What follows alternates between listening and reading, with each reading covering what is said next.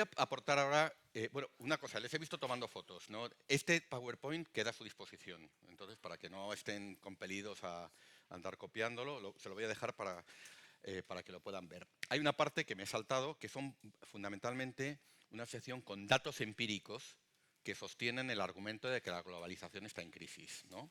Datos que tienen que ver con el estancamiento de los intercambios internacionales en comercio e inversiones, que crecen hasta 2008 y a partir de ahí no es que desciendan, pero ya se estancan y marcan claramente un cambio de época. O sea, los datos empíricos duros avalan este argumento de que esa etapa histórica ya ha terminado y estamos en otra etapa histórica.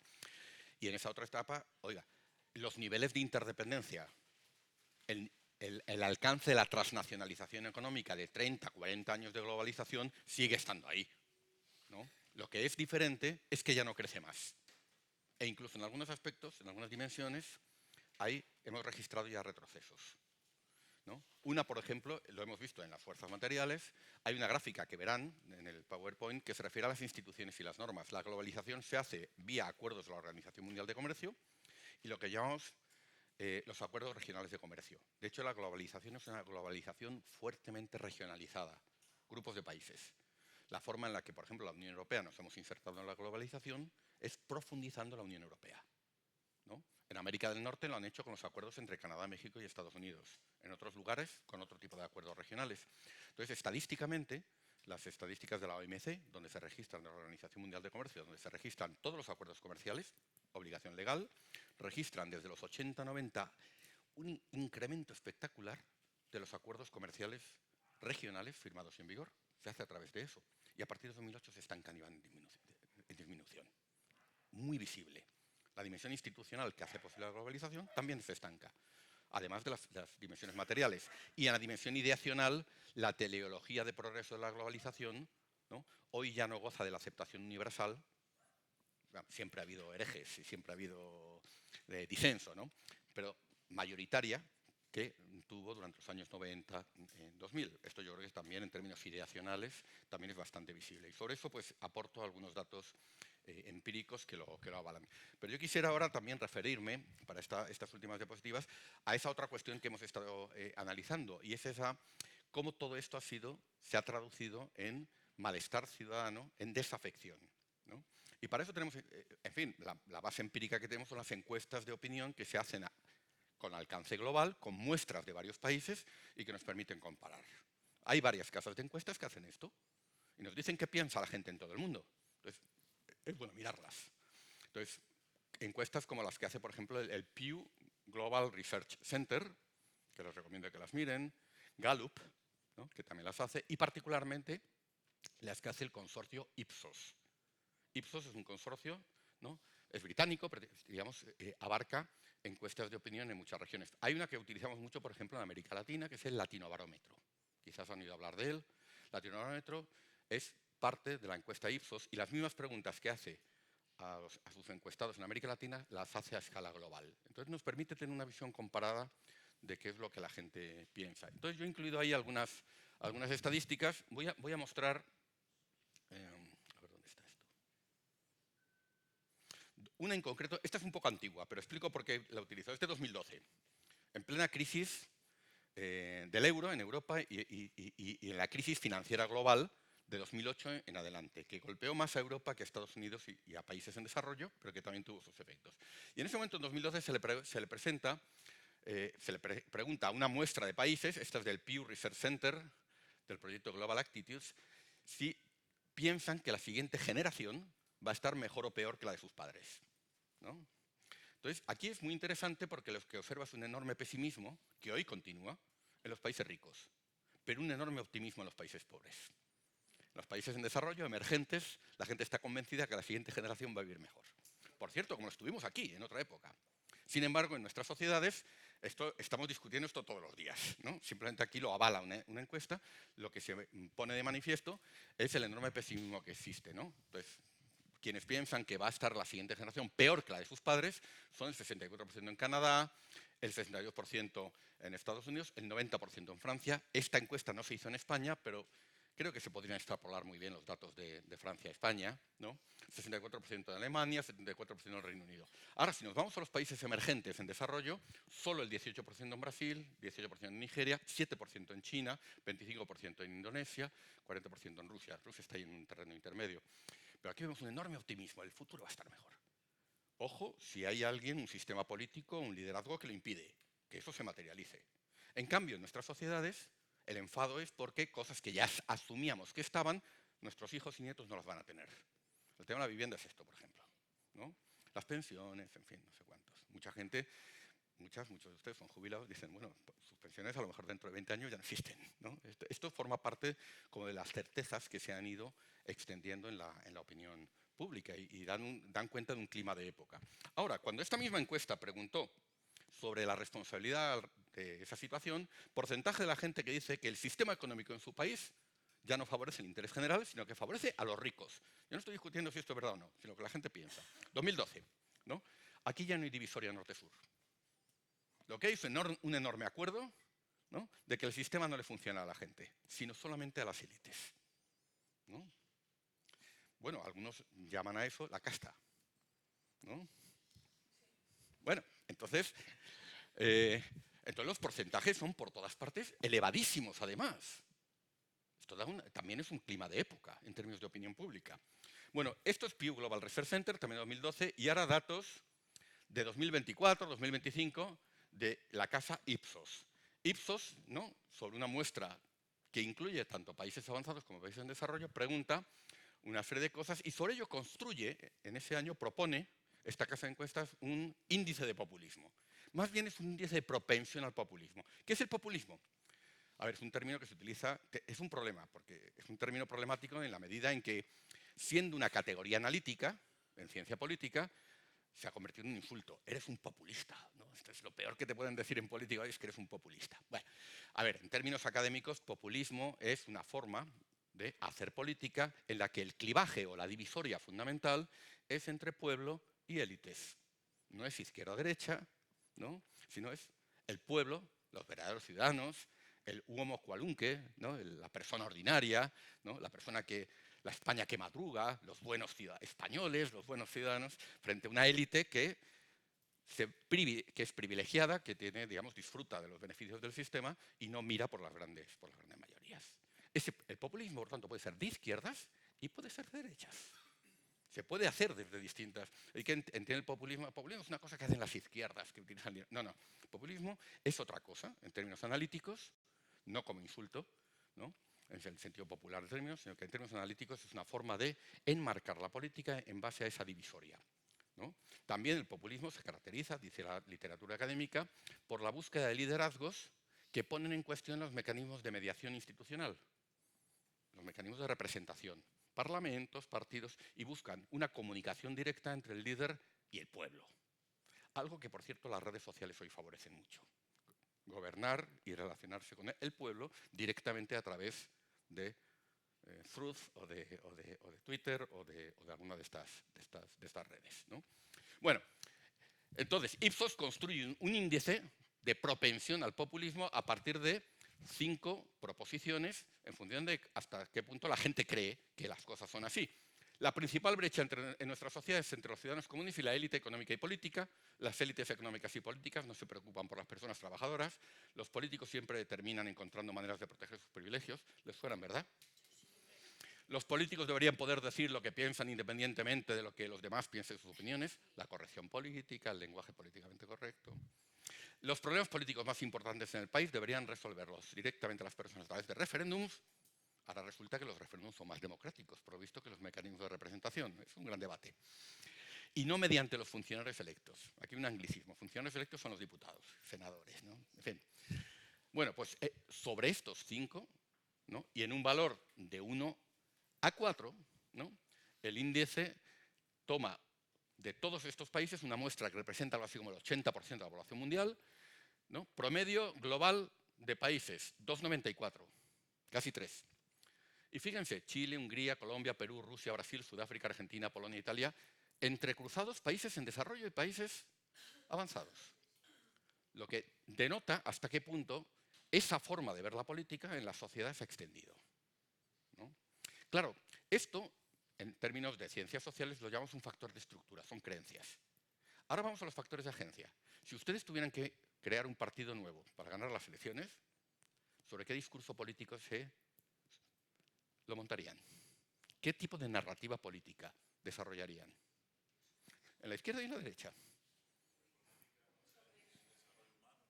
Sí, pues te va a votar muy poca gente.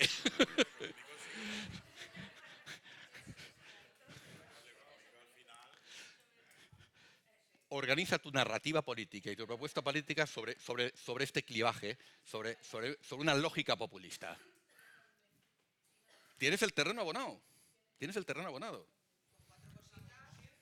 Claro, la motosierra, en fin. Pero es que esto es lo que una casa de encuestas propone, pero claro, esto está tomado del discurso público, del debate público, ¿no?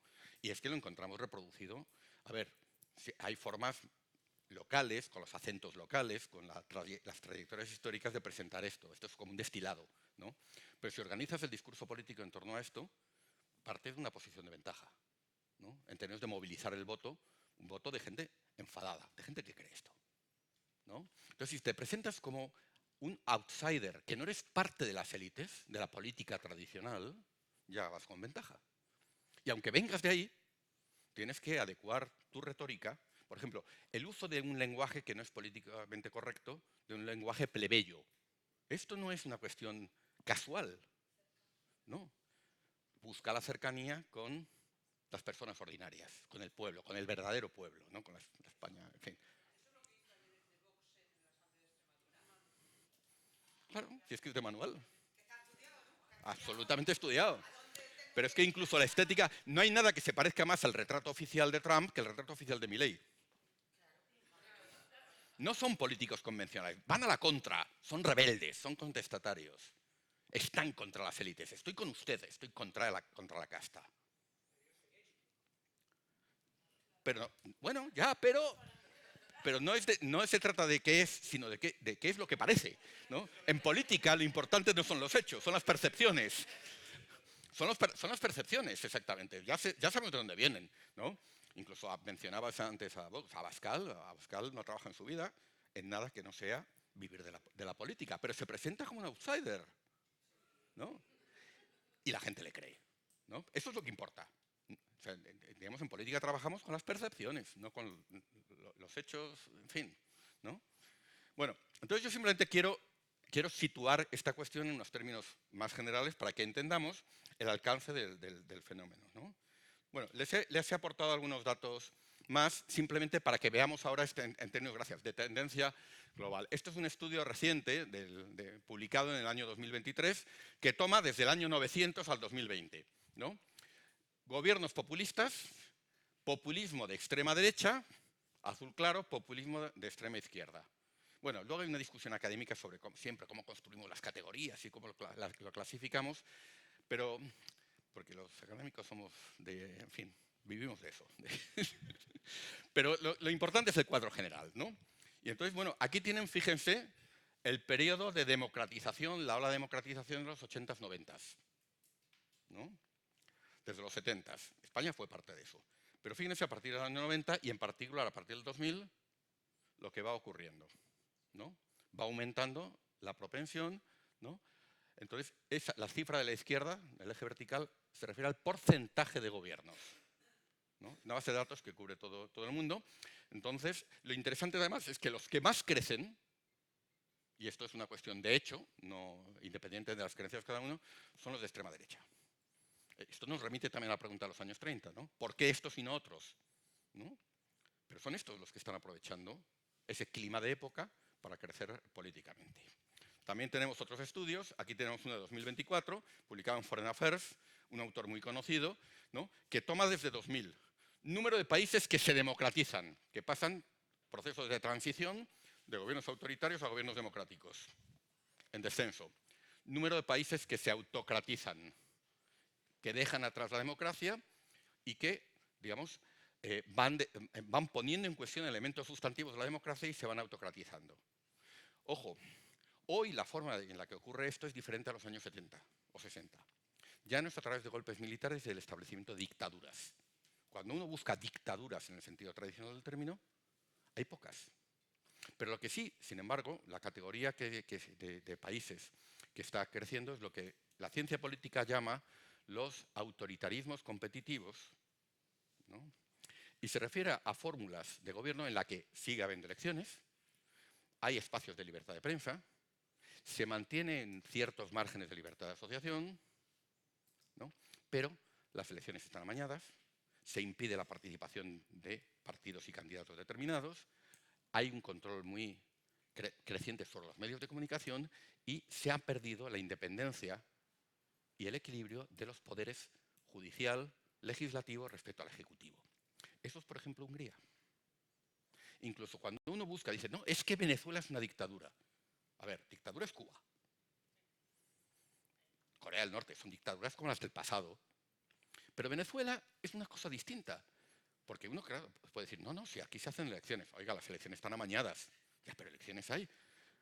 Hay líderes políticos que tienen que estar en la clandestinidad, como María Corina Machado. Pero otros líderes políticos de oposición andan en la calle.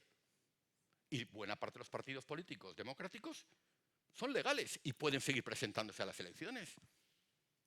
O sea, Venezuela no es estrictamente una dictadura y eso es una cosa más sutil.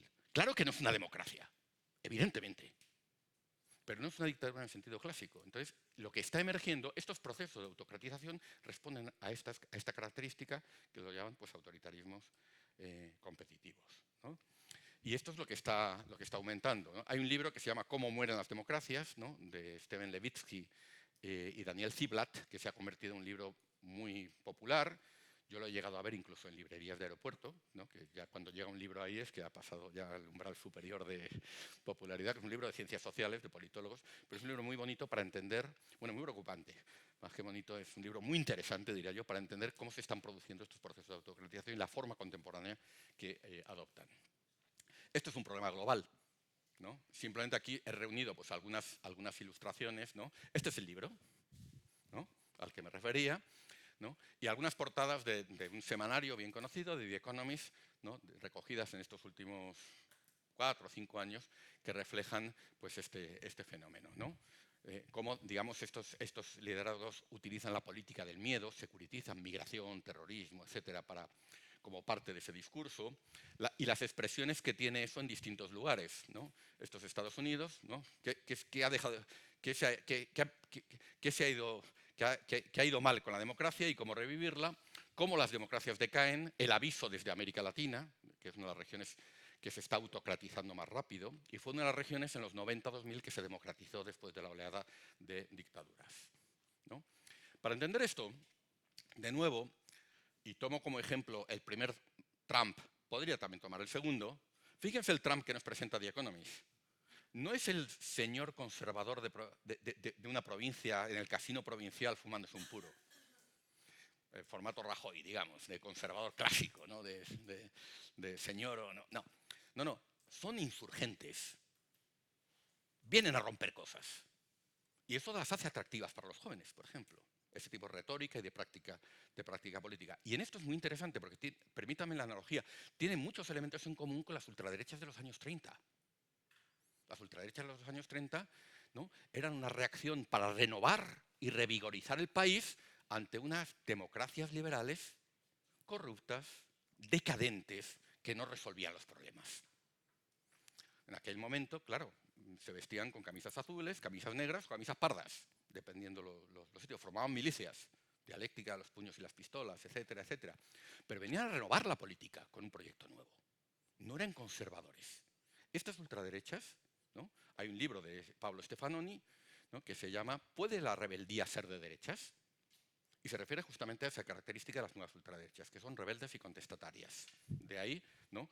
Esta idea de un Trump insurgente, ¿no? Con el cóctel Molotov. Bueno, ¿cómo explicar este fenómeno? El fenómeno Trump, y es la gran discusión, ¿por qué surge? Hay que tomar en cuenta factores de estructura. Por ejemplo, el aumento de la desigualdad en los Estados Unidos. Esta gráfica incluye el índice de Gini, índice que habitualmente mide la distribución del ingreso, desde 1910 hasta 2016.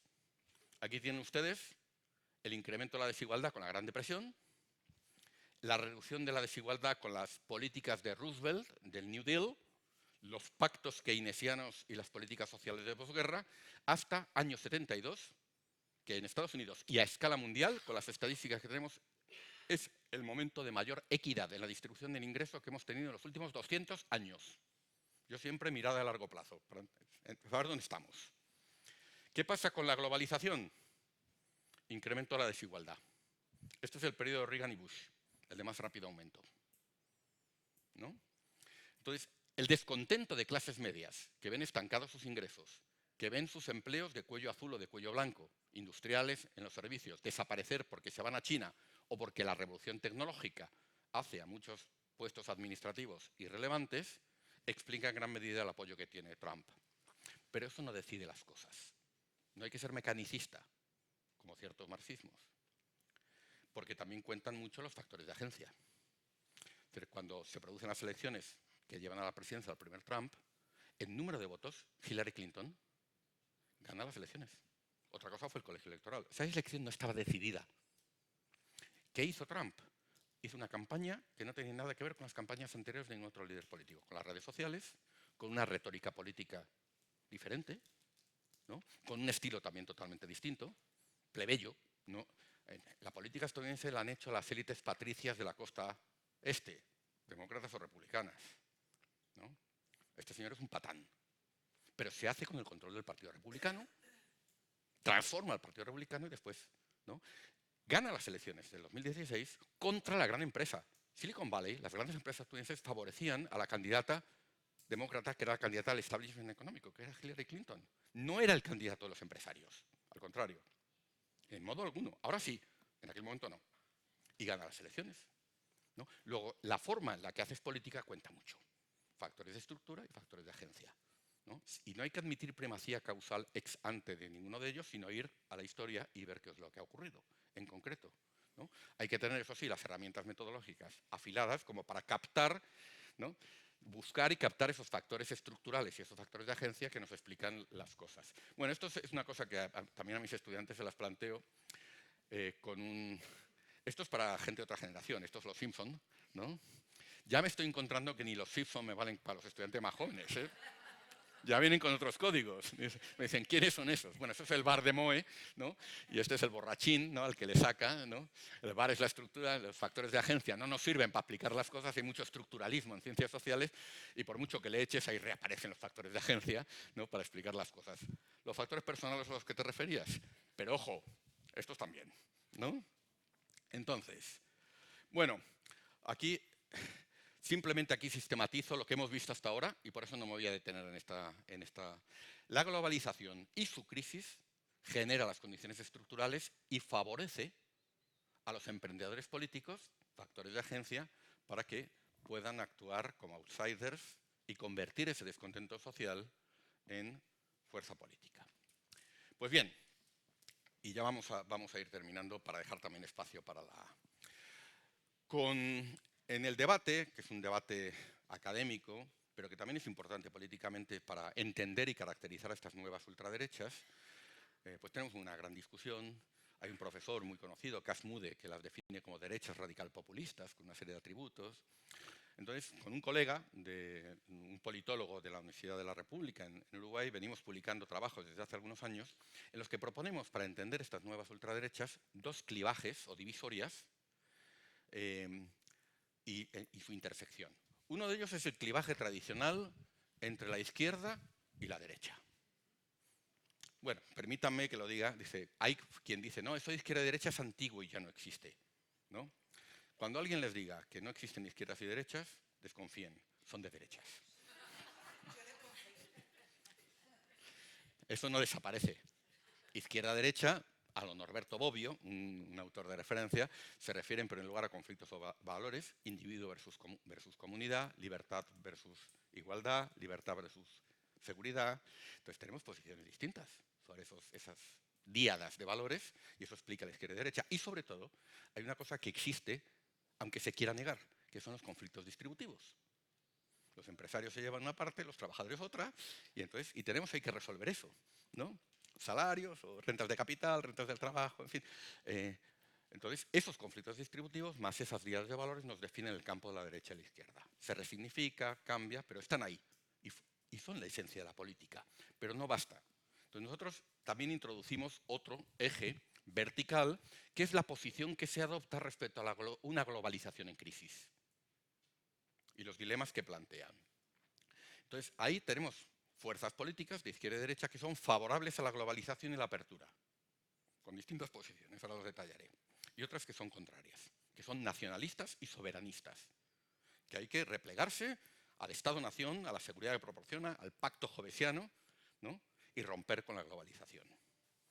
Esto lo habrán escuchado también. ¿Qué dice Vox respecto a la Agenda 2030, respecto al cambio climático, respecto a Naciones Unidas, respecto a la... Claro, ¿no? En fin, es el globalismo, ¿no? Élites globalistas. Fíjense que cruzan la lógica populista con las élites son malas porque traen cosas de fuera que atentan contra la soberanía y la libertad de las naciones y los individuos.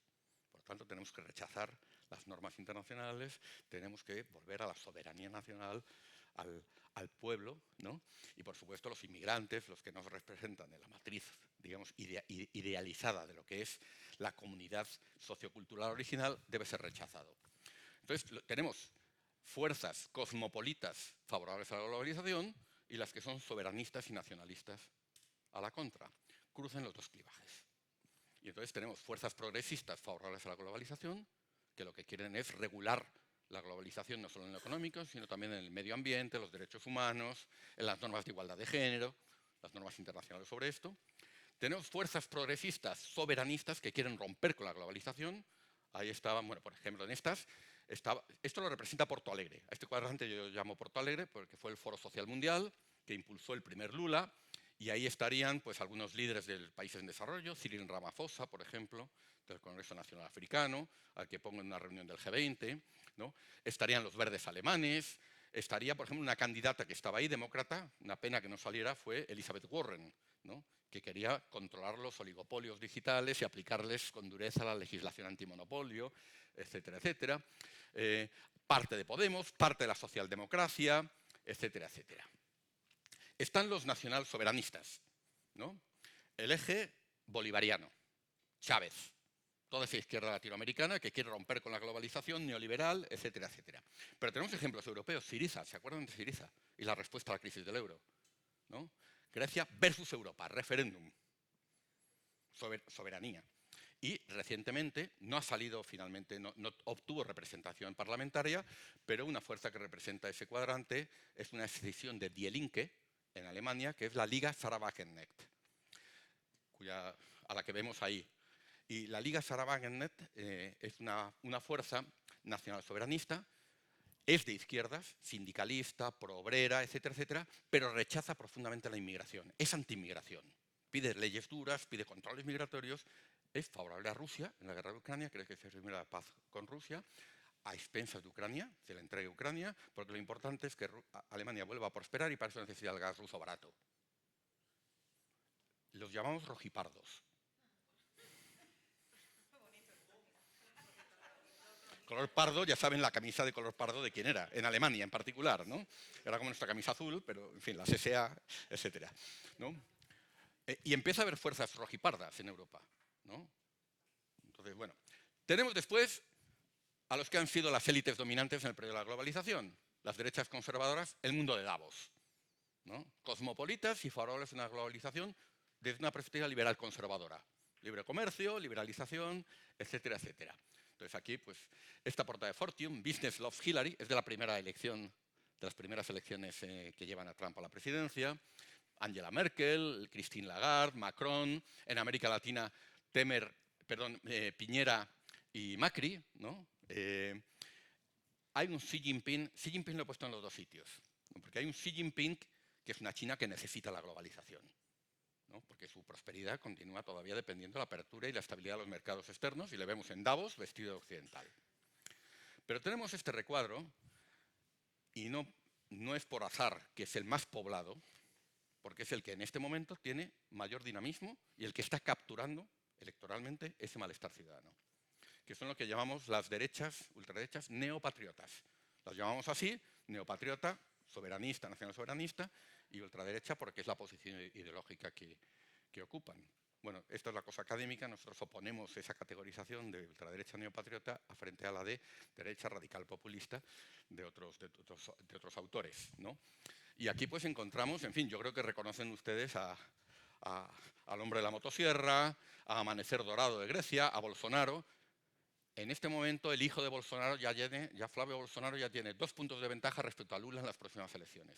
Dato no menor, que la izquierda, el PT, tenga que volver a presentar a Lula a las elecciones.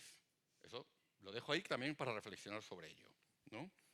En fin, en Hungría está Fidesz, el partido de Orbán, pero es que más a la derecha todavía está Jobbik, una organización paramilitar. Por supuesto Trump, Geert Wilders, ¿no? Joan Bardella, ¿no? Hoy Marine Le Pen. Aquí he colocado a Narendra Modi. Ojo que la India, ¿no? Estamos hablando de más de 1.000 millones de personas y la tenemos como muy lejos, pero no es ajena a las dinámicas globales. Un cartel de la campaña electoral de la última elección en la que se impuso a otras fuerzas. Soy un patriota, soy nacionalista, nací hindú. Véanlo en el contexto de un país multicultural, ¿no? Y donde la principal minoría religiosa son los musulmanes. Nigel Farage de UKIP, Cast, Orbán. A Orbán lo he representado, lo he recogido en una fotografía en el foro donde estas ultraderechas se reúnen y conciertan posiciones, intercambian repertorios de argumentos, de narrativas, de práctica política, que es la Conferencia de Acción Política Conservadora, la CEPAC. Importante foro de esta internacional reaccionaria para darle seguimiento, ¿no? Por supuesto, están las dos ultraderechas italianas, ¿no?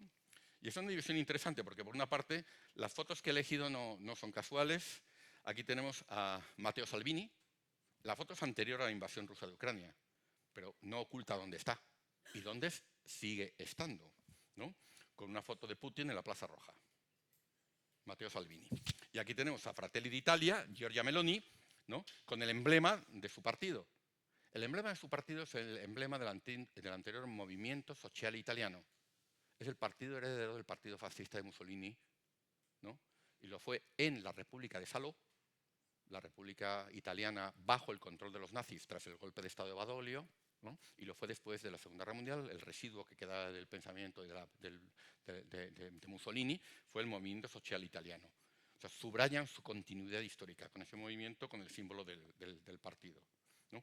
¿Por qué está dividida? Bueno, ahora voy a esto. Por supuesto, la ultraderecha sionista israelí, que controla hoy el gobierno de Netanyahu, al que Netanyahu le debe mantenerse en el poder para no ir a la cárcel por los delitos de corrupción, ¿no? Por los que está imputado. Y es la que le lleva a una guerra genocida para materializar el proyecto expansionista, sionista radical, ¿no? De Ben-Gvir, en fin, de las otras fuerzas que le sostienen en el gabinete. Está aquí también, bueno, hay otras fuerzas, por supuesto, Bukele, ¿no? Y tenemos a Abascal, al que le he colocado con un yelmo, ¿no? De conquistador, por la idea, ¿no? de construcción, una idea de reconstrucción en clave imperial, neocolonial, de la historia de España con la América. Todo este debate que tenemos ahora sobre la hispanidad y el colonialismo español, que a Díaz Ayuso está agitando, etcétera, etcétera. En fin, en cada país, ¿no? Hay una trayectoria histórica que hace que las ultraderechas, siendo parte de un fenómeno global, tengan características diferenciadas. Tenemos que tener la capacidad de entender esos elementos que las hacen idiosincráticas, pero también que son parte de un ciclo global de ultraderechas en ascenso. Y ya termino. El Xi Jinping. Aquí he representado a un Xi Jinping imperial. Hay un Xi Jinping más nacionalista, más autoritario, que ha reformado la Constitución china, que está endureciendo el control social basado en la tecnología, ¿no? Entonces es una China que está teniendo políticamente esta misma deriva, pero que matiza su posición frente a las normas internacionales porque las necesita una globalización abierta. Todavía porque su modelo económico, China lleva ya varios años intentando que su principal vector de crecimiento sea el consumo doméstico. Pero para que los chinos consuman más, en China el consumo privado y la inversión privada es algo así como el 35% del PIB. El consumo público y la inversión pública todavía tiene mucho peso. En las economías europeas, Estados Unidos, el consumo privado y la inversión privada es del 65 al 70% del PIB. Entonces, China quiere ser así, pero para hacerlo, para que los chinos gasten más, tiene que hacer reformas muy profundas. Una de ellas, por ejemplo, es establecer un sistema de salud y de previsión social equiparable al que existe en Europa. ¿Por qué nosotros gastamos lo que gastamos? Porque, al menos hasta ahora, tenemos la sanidad cubierta y tenemos las pensiones cubiertas. No tenemos que ahorrar para eso, para una contingencia médica o para la vejez, ¿no? En cambio, en China eso no existe. Por lo tanto, los chinos tienen una propensión a ahorrar mucho dinero por si un día viene un cáncer, por si un día viene un tratamiento complicado o porque hay que ahorrar para la vejez. También los chinos tienen una característica: no hay un mercado hipotecario desarrollado, lo que hay que ahorrar mucho para la vivienda. Mientras que en otros lugares, bueno, aquí también nos está cambiando un poco eso, pero donde existe un mercado hipotecario desarrollado, te puedes endeudar a 20 años o 25 años, con, en fin, ciertas garantías de que te lo van a prestar y lo vas a devolver. Y eso nos hace más propensos al consumo y hace que la economía pueda descansar más en ese vector. En China no. Entonces, hasta que esas reformas no se produzcan y China pueda descansar más en su crecimiento, en su propia demanda interna y no en la demanda internacional, ¿no? China va a necesitar de que esto continúe vigente, de que ese mundo abierto, de que esa globalización abierta continúe vigente. Entonces, esto, ya voy terminando. Bueno, esta es una pregunta que antes se formulaba. ¿Dónde estamos? ¿No? La Unión Europea, ¿dónde está Bruselas?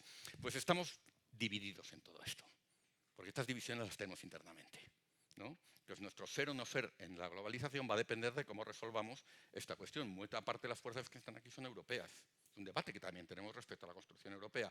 El antiglobalismo de las extremas derechas europeas es euroescepticismo, es cuestionamiento a la Unión Europea porque le hemos cedido soberanía, y la gran propuesta de Patriotas por Europa, que es la fuerza liderada por Orbán en el Parlamento Europeo, la gran propuesta es, hay un informe del Instituto Matías Corvinus, de Great Reset, el gran reseteo de la Unión Europea, que lo que plantea básicamente es que hay que vaciar la Unión Europea de competencias que hemos atribuido y devolverlas a los Estados miembros. La Unión Europea, si hacemos eso, va a dejar de funcionar, porque necesita unos poderes comunes para poder regular desde Schengen hasta el euro, hasta, en fin. Entonces esa es la gran propuesta. Ya no quieren irse, ya no es el exit, sino que es vaciarla desde dentro, ¿no? En eso ha habido un cambio, porque el Brexit ha salido regular, ¿no?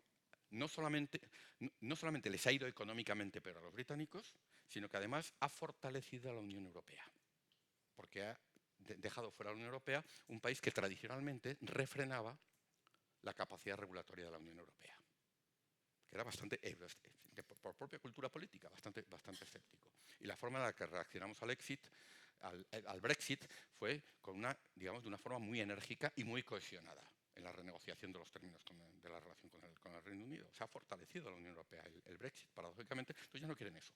Lo que quieren es vaciarla desde dentro, y están esperando una correlación de fuerzas favorable, ¿no? Si en Francia gana la extrema derecha, cosa bastante probable, si en Alemania gobierna una coalición entre el sector más a la derecha de la CDU, los bávaros, más AfD, si en Hungría continúa Orbán, en Italia, Fratelli d'Italia, etc.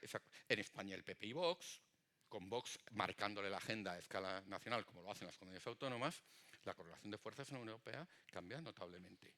Y la construcción europea pues, también se puede ver muy afectada por ese escenario.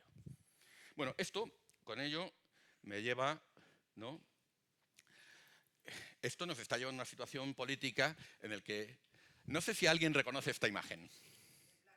Es Blade Runner, ¿no? Es el monólogo final. ¿Alguien recuerda el monólogo final?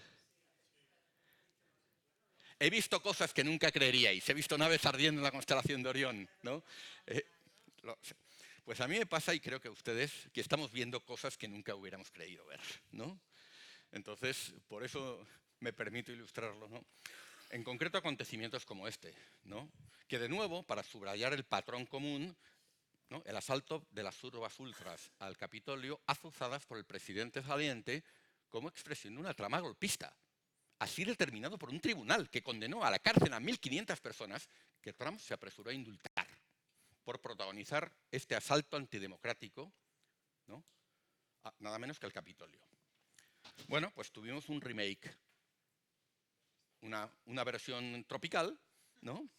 De ese, que fue el asalto también en el marco de turbas fascistas, de turbas de ultraderecha, azuzadas por el expresidente saliente, en el marco de una conspiración golpista, con el asalto a la Plaza de los Tres Poderes en Brasilia. ¿no? Entonces es interesante porque también revela hasta qué punto existe una circulación de repertorios, estrategias e incluso de iconografía, de relatos. Para ser precisos, esta imagen no es de esta manifestación, es de otra. Pero hasta la analogía entre el famoso tipo de los cuernos del Capitolio, ¿no?, y este que apareció en una manifestación bolsonarista en Brasil, ¿no?, de ese bolsonarismo que ahora puede volver y que no me cabe duda de que si gana las elecciones, de las primeras cosas que va a hacer va a ser indultar a los militares condenados ya por tribunales federales brasileños por su implicación en la trama golpista que se intentó poner en marcha en este momento. A ver. Y ahora ya sí termino. Todos estos elementos, todos estos actores de ese recuadro tienen en común un ataque, un cuestionamiento de lo que ellos llaman el globalismo, ¿no? Entonces, el globalismo, que es un término deliberadamente confuso, alude a unas élites que ellos consideran no democráticas, no electas, que desde las empresas multinacionales, la banca internacional, Soros es uno de los... Soros se lo ha utilizado directamente en la campaña electoral de Orbán, en vallas publicitarias, para ejemplificar aquello a lo que el soberanismo de Orbán se enfrenta. No nos tiene que gobernar este tipo, George Soros, ¿no? Todas esas élites no democráticas que atentan mediante normas internacionales, mediante su control de los organismos internacionales, contra la libertad y la soberanía de las naciones y de los individuos. Y entonces ese antiglobalismo es uno de los elementos característicos y novedosos de estas nuevas ultraderechas. Entonces, ¿por qué se caracteriza?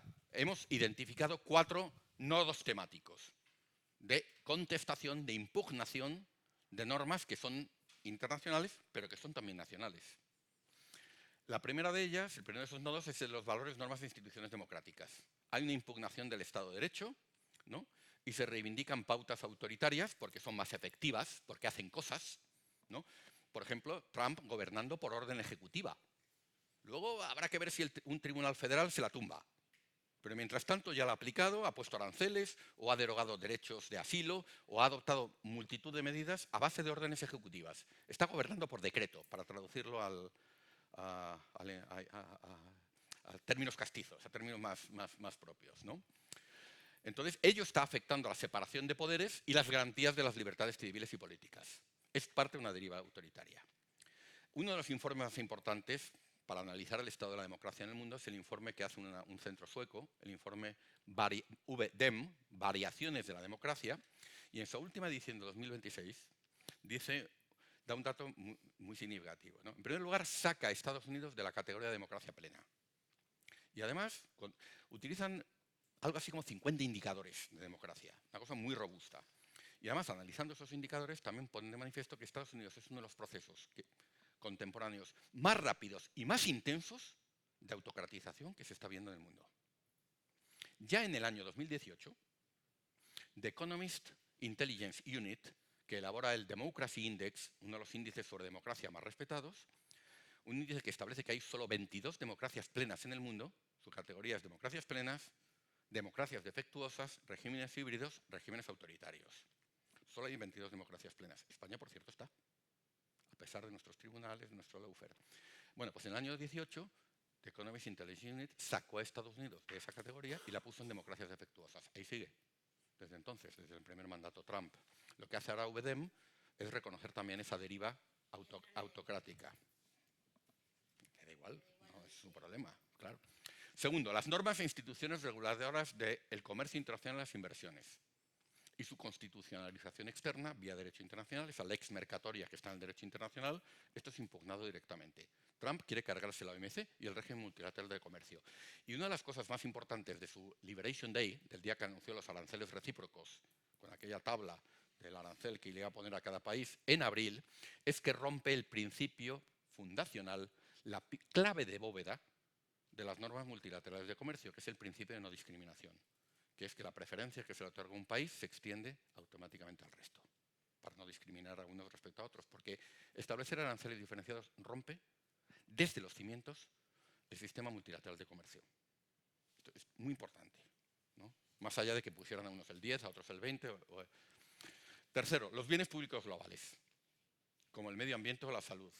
Hay un cuestionamiento de lo que ellos llaman la religión climática, como si fuera una religión, una creencia, ¿no?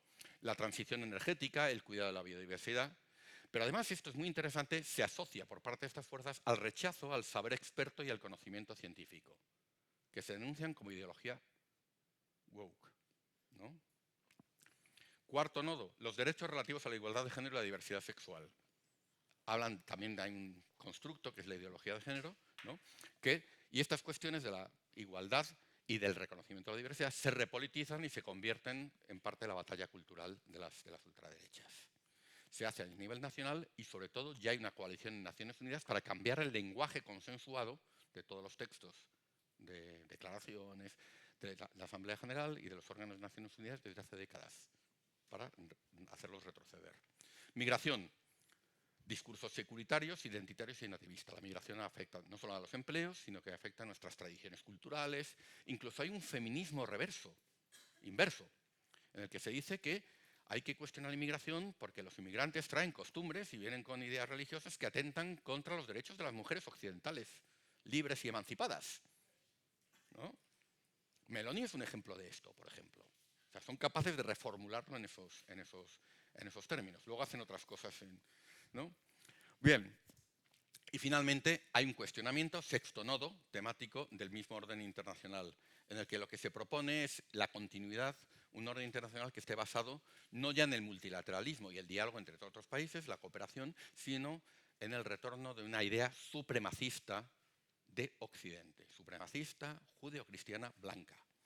¿Que esto puede parecer exagerado?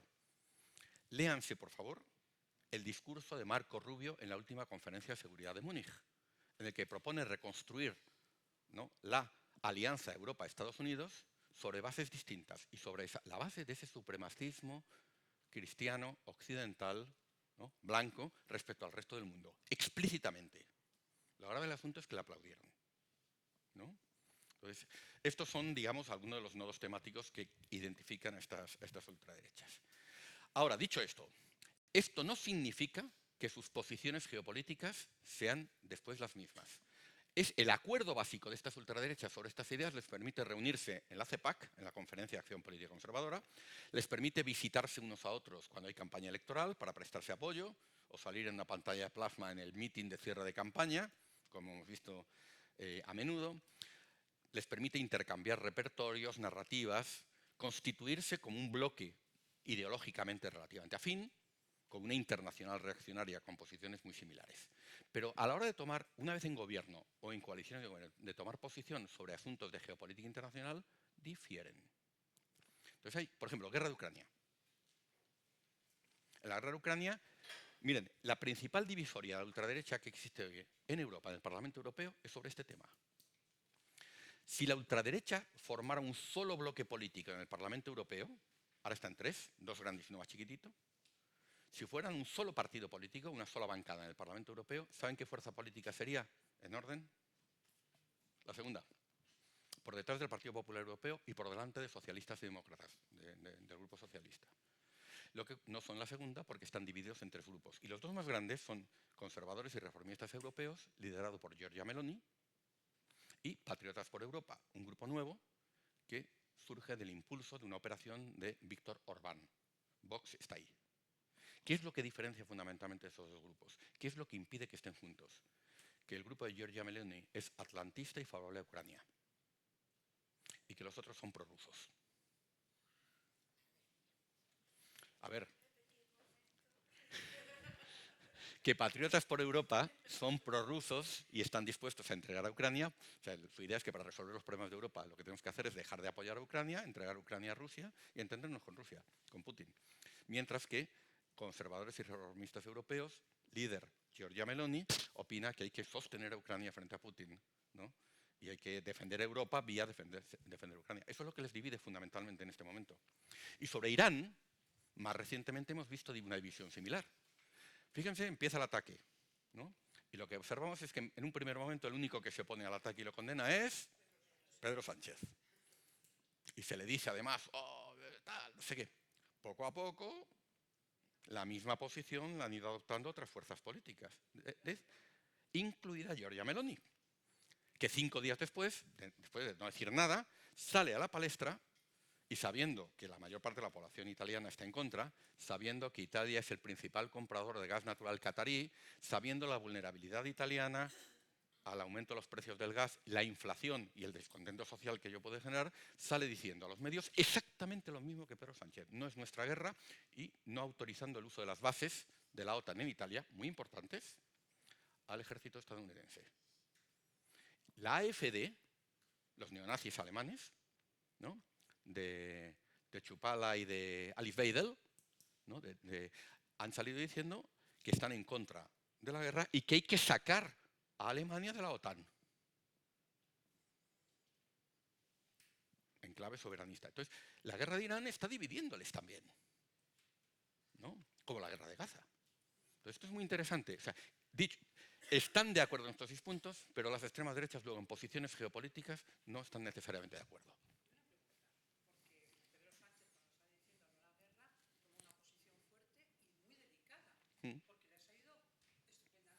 Sí.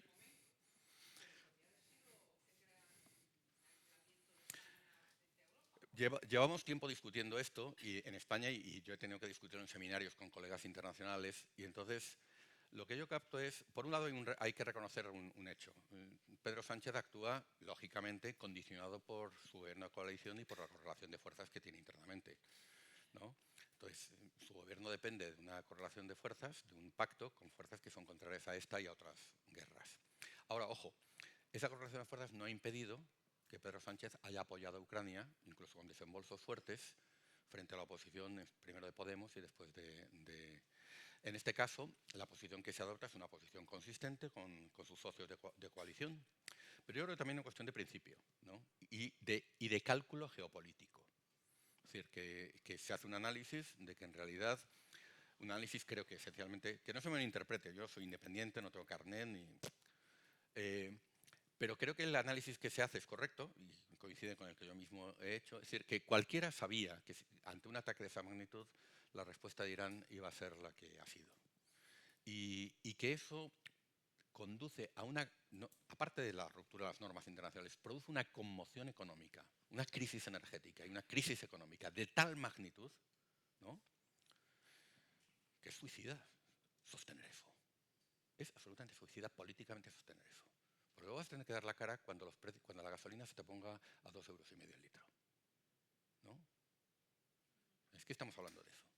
Entonces yo creo que la posición, que hay un diagnóstico correcto y que se adopta la posición correcta en términos de sus efectos. Y el hecho es que prácticamente la totalidad de los países de la Unión Europea, uno detrás de otro, con gobiernos de distinto signo, han ido asumiendo, unos de una manera más vocal, la mayor parte a la chita callando, pero han ido adoptando esa posición. Y hay un momento que yo creo que es muy importante para verlo, y es el momento en el que, a ver, nunca hemos oído muy bien por qué, lo dije antes, por qué Estados Unidos hace esta guerra si no es arrastrado, porque ve una ventana de oportunidad y arrastrado por Israel, y comete el mismo error de cálculo que Israel, creyendo que esto se resolvía en 72 horas, ¿no? Pero en un momento dado, lo que Estados Unidos ha llegado a decir, es su argumento más reciente, es que la razón de la guerra es abrir el estrecho de Hormuz.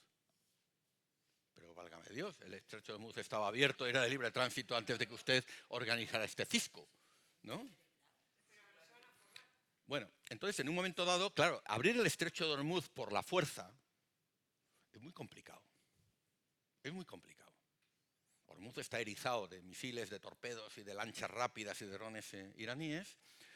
El estrecho de Hormuz, antes de que lo cerraran los iraníes, ya se había cerrado. ¿Saben quién lo ha cerrado realmente? Las aseguradoras. Las aseguradoras en un momento dado utilizan una cláusula de los contratos de seguros de fuerza mayor y le dicen a los barcos asegurados que transitan por Hormuz: mira, no te cubro. Oiga, pago más, no te cubro, aunque me pagues una millonada, no te cubro. ¿Y qué hacen los petroleros? Pues se quedan quietos. O sea, quien cierra Hormuz son las aseguradoras, porque la situación de inseguridad es, ¿no? Entonces, después de eso, en fin, lo cierra Irán, pero ya estaba cerrado de facto por la situación que se había generado por la guerra. Ahora el argumento es que hay que abrirlo, estaba abierto. Incluso ahora la propuesta de cobrar una tasa Bueno, hay una discusión ahí por derecho internacional, nos sitúa en un escenario mucho peor que el que había inicialmente. O sea, esta ha sido una guerra de elección, una guerra que está costando una fortuna, que debilita militarmente a Estados Unidos. Estados Unidos prácticamente ha vaciado sus almacenes de misiles Tomahawk de defensa aérea. No hay Patriot, no hay Tomahawk, no hay inventarios ya de esas armas. China, pensando en Taiwán, debe estar frotándose las manos. No tienen con qué defender esto, literalmente. Ha malbaratado armamento, reservas de armamento, que, digamos, cuantiosas en unos días, sin que en realidad sí ha causado una enormedad, ha matado mucha gente, etcétera, pero Irán sale reforzado de esto. Es una guerra inútil, una guerra contraproducente y una guerra que está llevando incluso, permítanme que lo ilustre,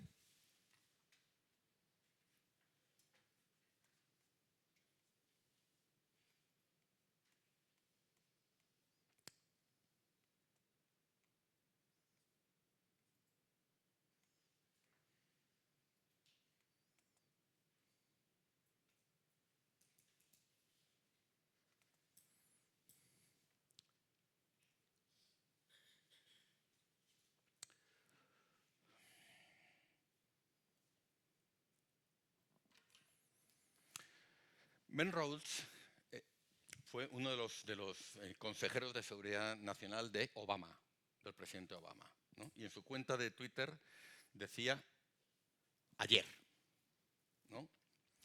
En el escenario del mejor caso, ¿no? El mejor escenario posible, Trump ha logrado un acuerdo para reabrir un estrecho que ya estaba abierto antes de la guerra pointless, ¿no? Inútil, que comenzó con la Guardia Revolucionaria iraní demostrando su control sobre el estrecho y potencialmente extrayendo fees, o sea, un pago, ¿no? más el alivio de las sanciones que existían antes.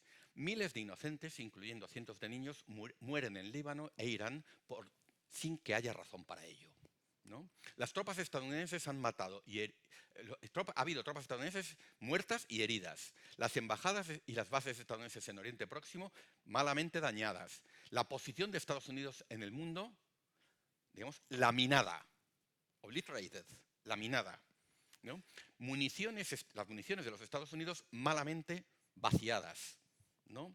Cientos de miles de millones gastados, los precios en alza en todas partes, más retroceso económico a escala mundial por venir.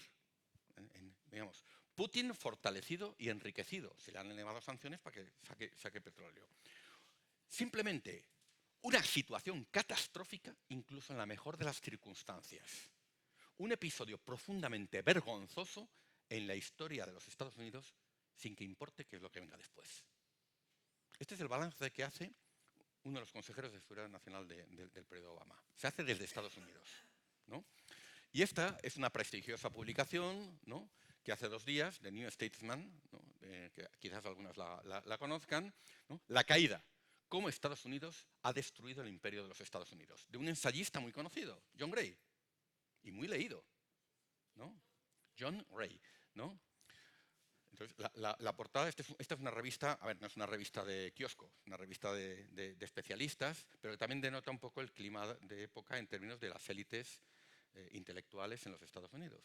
O sea, este es el momento, este es el balance que se está haciendo de dónde estamos con esto, con esta guerra de interregno que Estados Unidos realiza y en la que, al igual que Putin en Ucrania, que comete todos los errores de cálculo posibles, pues aquí también ha sido Estados Unidos, Israel, quien ha cometido todos los errores de cálculo posible y va a salir muy dañado, ¿no?, de esta guerra, hasta el punto de que se está hablando en términos de que quizás, a ver, esto es una conjetura, ¿qué dirán los libros de historia de sus nietos y de sus bisnietos en el futuro sobre el tiempo que nos ha tocado vivir? Hablarán de esto, ¿no? Y quizás, ¿no?, marquen este como uno de los momentos clave en este interregno, ¿no?, de debilitamiento hegemónico de unos Estados Unidos en caída libre, ¿no? ¿Cómo funciona de forma tan real, con tanta conexión, con tanta dependencia de incluso ese apoyo continuo de los Estados Unidos a lo que va diciendo Israel desde que ocurrió los territorios palestinos?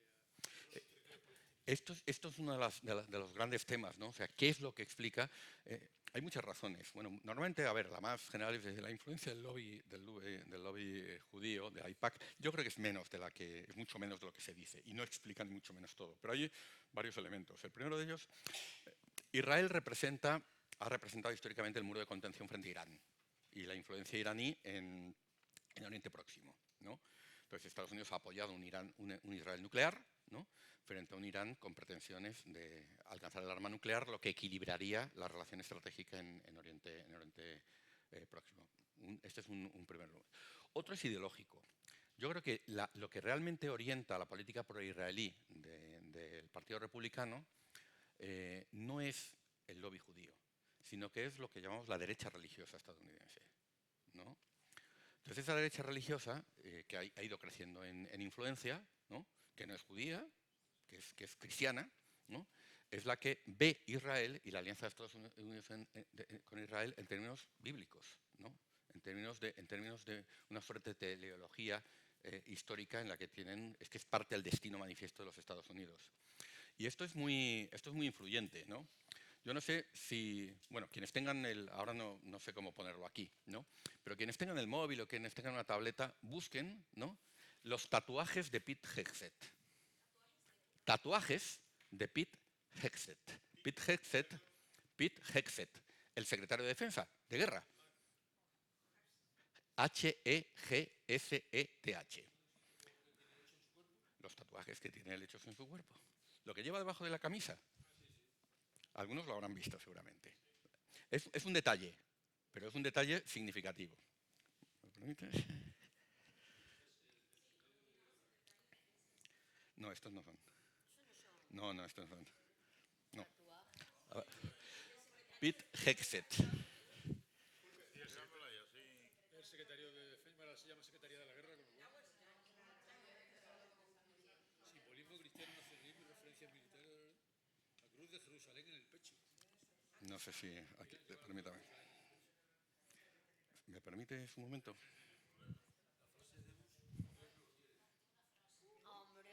Este es el responsable de las fuerzas armadas más poderosas del mundo. Ahora voy a explicar en qué consiste esto. Sí, esta es una foto real, ¿eh? No es fake. Sí. Ahora voy a explicar en qué. Ya lo tienen ahí, ¿no? ¿Sí? ¿Los han visto? Sí. Bueno, esto no es fake, ¿eh? Es real. Este personaje, anteriormente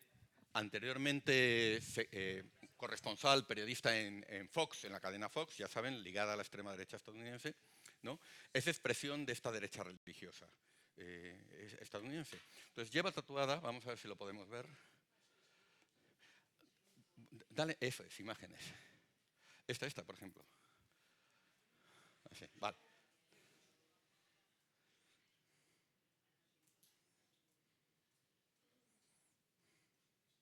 No nos deja porque está... Bueno, cuando lleva la corbata y la chaqueta parece otro. Ahí está. Dejémoslo así, sí, vale. Entonces, aquí le tienen. Esta es la cruz de Jerusalén. La cruz de Jerusalén, la enseña de los cruzados. Deus Vult. Deus Vult es la arenga que lanza el Papa Urbano II cuando lanza la primera cruzada en el siglo XI, en el año 1095. Dios lo quiere, ¿no? Esta es la visión del mundo que tiene el secretario de Defensa, responsable de las fuerzas armadas más poderosas del planeta.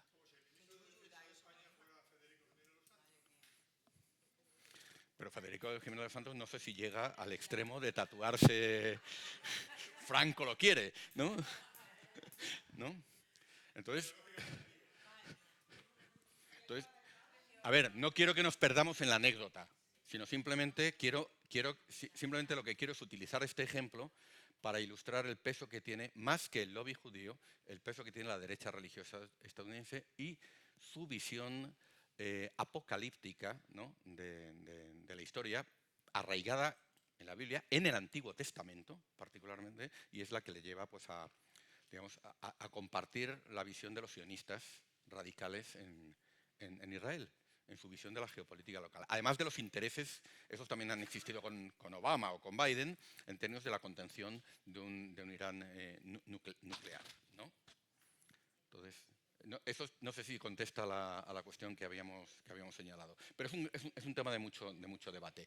Entonces, eso en términos generales. Y en el corto, en el regate en corto, la interpretación que tenemos es que en este momento Israel le coloca sobre la mesa a Trump y a su círculo más cercano el premio, ¿no?, de la decapitación del régimen y una solución aparentemente rápida, barata, efectiva a la cuestión iraní, más que unas negociaciones muy difíciles en Ginebra.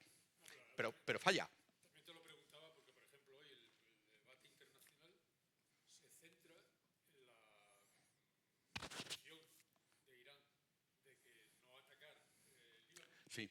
no atacar Hezbolá, en definitiva, forma parte A ver, del acuerdo. lo que también sabemos, ¿no?, y de esto ya hay también evidencia, es que a ver, al interior de los Estados Unidos hay una fuerte tensión en relación a esta cuestión.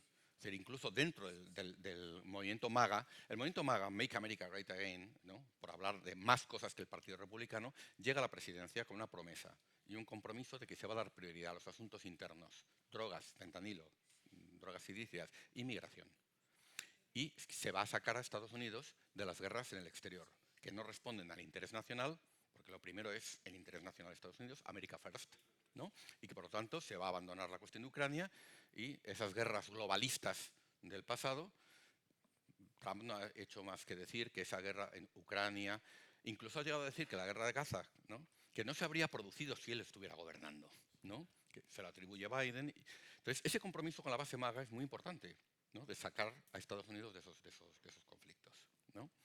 Entonces, bueno, una vez que este conflicto no sale como se imaginaba, que no consigue la paz en Ucrania, una Pax trumpiana, que en realidad es la Pax rússica, o sea, no hay grandes diferencias, entonces, y que Zelensky no admite, y que los europeos respaldamos a Zelensky para que no admita, porque es una rendición incondicional, básicamente.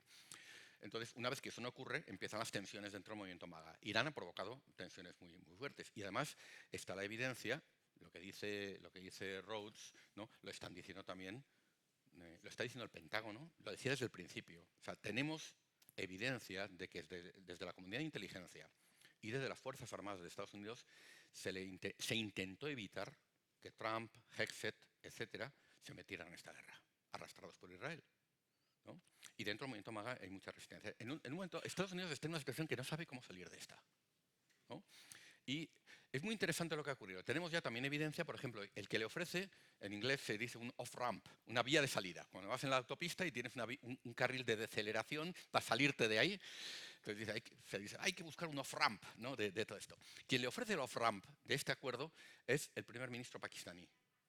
Tenemos evidencias de que el texto y la propuesta del primer ministro pakistaní la redactaron los estadounidenses, ¿no? Incluso el primer tuit que aparece draft version, no sé qué. Bueno, entonces hay desde Estados Unidos quien diseña la vía de salida para Estados Unidos, para que pueda tener una salida honrosa, ¿no?, después de haber elevado el tono diciendo que iba a eliminar, a suprimir toda una civilización. Una amenaza genocida directamente, pero así tipificada legalmente, ¿no? Entonces, Estados Unidos asume esa off-ramp y anuncia el acuerdo, ¿no? Y aquí es donde empieza el problema, porque el acuerdo, la cuestión es si contemplaba al IVA o no. ¿Qué ha hecho Israel cada vez que ha habido, en todo este mes y medio, que ha habido un intento de negociación, un acercamiento que podía dar una salida? Escalar. Lo hace en uno de los momentos en los que hay un acuerdo posible. Israel bombardea el campo de gas de South Pars. El campo de gas de South Pars es el principal iraní y es un campo de gas bajo el Golfo Pérsico que es compartido con Qatar. Qatar lo llama Ras Laffan. El lado iraní se llama South Pars.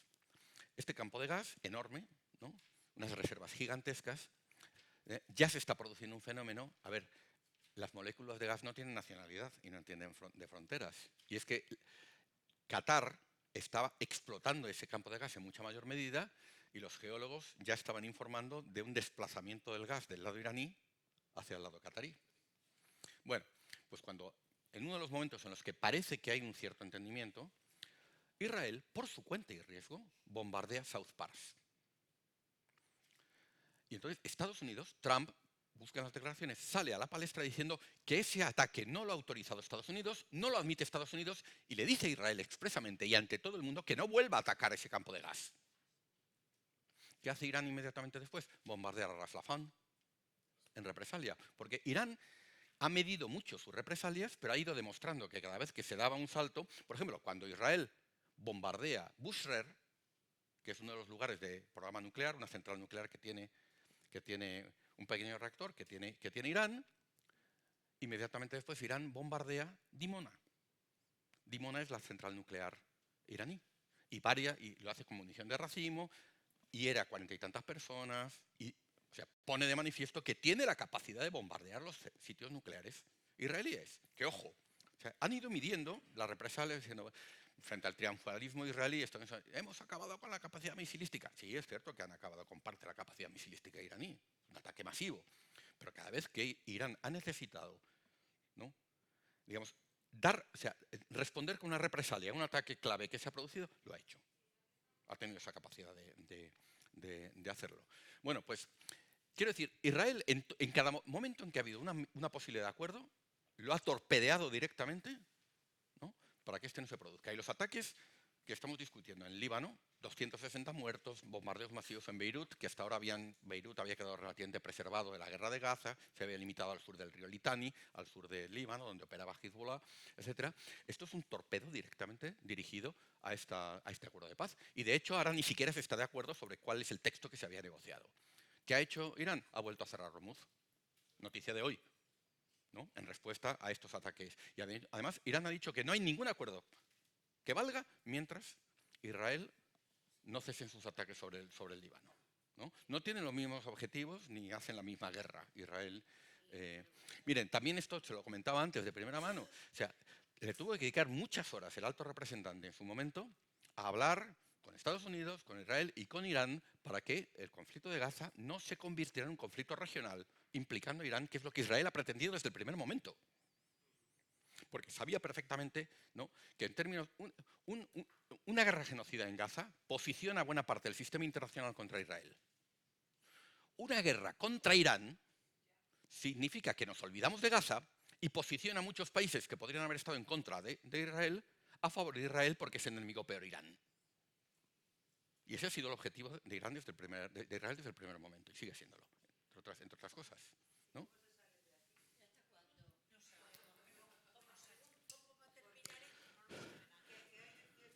Bueno, a ver.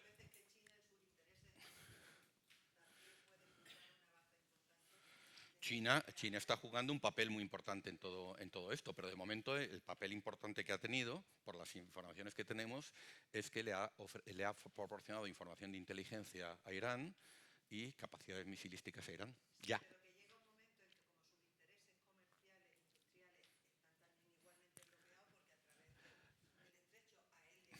China, sí.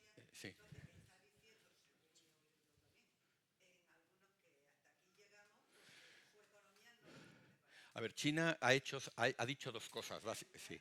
Ha dicho dos cosas, básicamente, además de prestar un cierto apoyo a Irán en esta tesitura, ¿no? Lo primero que ha dicho, cuando se habló del riesgo, y se ha hablado en serio del riesgo del uso de un arma nuclear contra Irán, ¿no?, hasta no hace mucho unas declaraciones del ministro de Exteriores italiano, ¿no? Italia es el gobierno más trumpista que tenemos, aunque no significa que apoye esta guerra, pero el ministro de Defensa italiano dijo, búsquenlas en la prensa, hizo unas declaraciones diciendo que había riesgo, cuando Trump hizo este ultimátum tan apocalíptico, ¿no?, de que iba a acabar con una civilización completa, el ministro de Defensa italiano, de Exteriores italiano, salió diciendo que había riesgo de que se utilizara un arma nuclear. Lo dijo públicamente, ¿no? Entonces la pregunta es ¿qué es lo que se estaba manejando por debajo y que no trasciende públicamente para que el ministro dijera esto? Lo que sabemos también es que China, ¿no?, lanzó a través de un funcionario de nivel director político, de Cancillería, no del ministro, pero hizo unas declaraciones públicas advirtiéndole a Israel que si utilizaba un arma nuclear contra Irán, que el Estado de Israel dejaría de existir, textualmente. Interpreten eso en sentido político-jurídico o en otro, pero dijo esto. También sabemos que en la guerra de Ucrania, el actor que ha refrenado a Rusia de utilizar armas nucleares tácticas, no estratégicas, tácticas, ha sido China. China lanzó una advertencia muy clara en su momento, esto es algo que también tenemos documentado, ¿no?, a Rusia diciendo que bajo ningún concepto, que esa era una línea roja. Porque ha habido algún momento en el que Rusia ha fantaseado con esto, con el uso de un Iskander, ¿no?, un kilotón, que, en fin, acaba con una zona, digamos, acaba con todo en una zona, pues yo qué sé, como el casco urbano de Mérida y un poco más, ¿no?, un arma nuclear pequeña, táctica, que bajo ningún concepto, ¿no? Piensan además el cierto apoyo que todavía tiene Rusia en la guerra de Ucrania de algunos países del sur global, Brasil, India, ¿no?, Sudáfrica, lo que podrían pensar si Rusia utilizase un arma nuclear, ¿eh? Vamos, o sea, estamos hablando de esos escenarios. Entonces, China ha dicho eso. China tiene reservas de petróleo para 3 meses, que había construido además en el último año y medio, 2 años, ¿eh? O sea, China en un momento dado advirtió que había un empeoramiento del entorno estratégico y se puso a construir unas reservas estratégicas de petróleo que no tenía. Y le quedan 2 meses de esos 3 meses. Ese es el margen que existe. Otros países de la región, Bangladesh, Pakistán, que están muy implicados ahora en esto, es porque ya han tenido que racionar el gas y el petróleo. O sea, ya está ocurriendo en esos países porque no tienen un colchón de suministro almacenado para varias semanas o para unos meses. Entonces, China obviamente quiere que esto se reabra y Hormuz, ¿no?, necesita ese abastecimiento y va a actuar para que así sea, y yo creo que ya está actuando y está presionando. Digamos, parece que en este último acuerdo el papel de China animando a los iraníes a que aceptaran la mediación pakistaní ha sido muy importante.